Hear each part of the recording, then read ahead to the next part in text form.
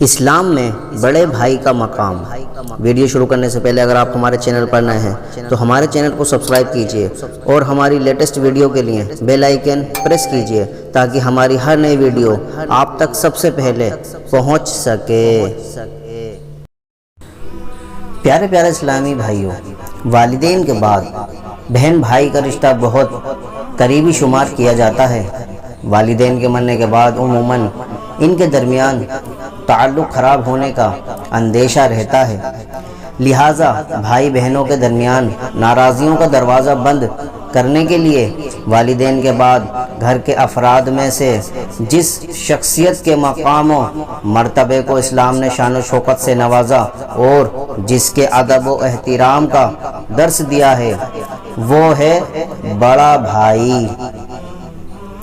بڑے بھائی کے مقام کی اہمیت کو اجاگر کرتے ہوئے نبی رحمت تاجدار رسالت صلی اللہ تعالی علیہ وسلم کا فرمان باقرینہ ہے، بڑے بھائیوں کا حق اپنے چھوٹے بہن بھائیوں پر ایسا ہے جیسا کہ باپ کا حق اپنے بیٹے پر۔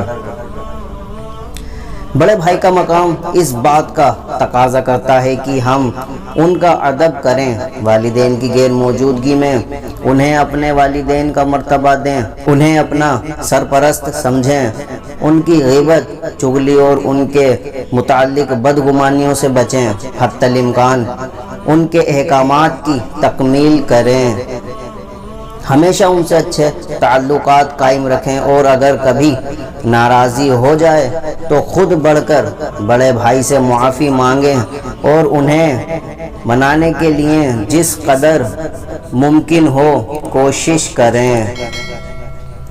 حضرت سیدنا جریر بن حازم رحمۃ اللہ تعالی علیہ فرماتے ہیں کہ میں نے ایک مرتبہ خواب دیکھا کہ میرا سر میرے ہاتھوں میں ہے۔